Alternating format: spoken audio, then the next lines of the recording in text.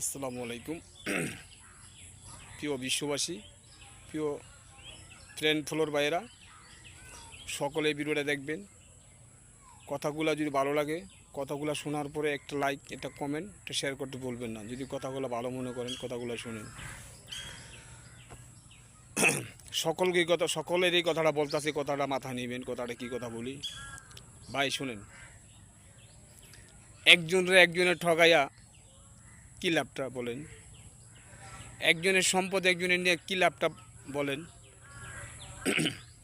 এক ভাইয়ের আরেক ভাইয়ের ঠগাইয়া কী ফায়দাটা পান? সারতে পারবেন?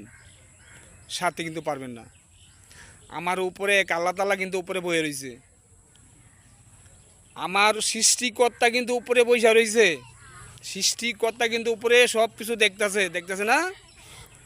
কারে ঠগাইতেছেন, কারে মারতাছেন, কার নামে গিবত গাইতেছেন, কার জমিন দখল করে খাইতেছেন, কার টাকা মাইরা খাইতেছেন, কার ক্ষতি করতেছেন, সম্পূর্ণ কিছু সৃষ্টিকর্তা যে আমাকে সৃষ্টি করে এই দুনিয়ায় পাঠাইছে বা সৃষ্টি করছে, সে দেখতেছে না?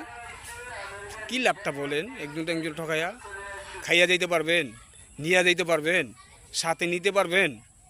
এই দুনিয়ার সম্পদ কিন্তু দুনিয়ায় থুয়ে দিতে হবে।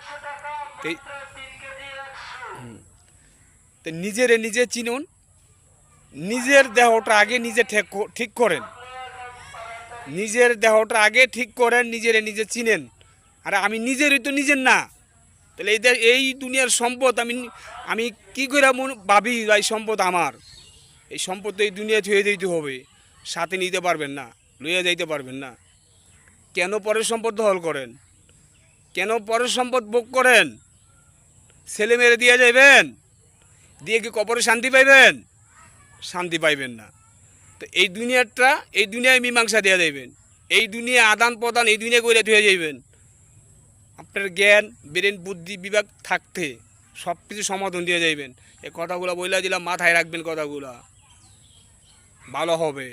ঠিক আছে, বুঝাইতে পারছি?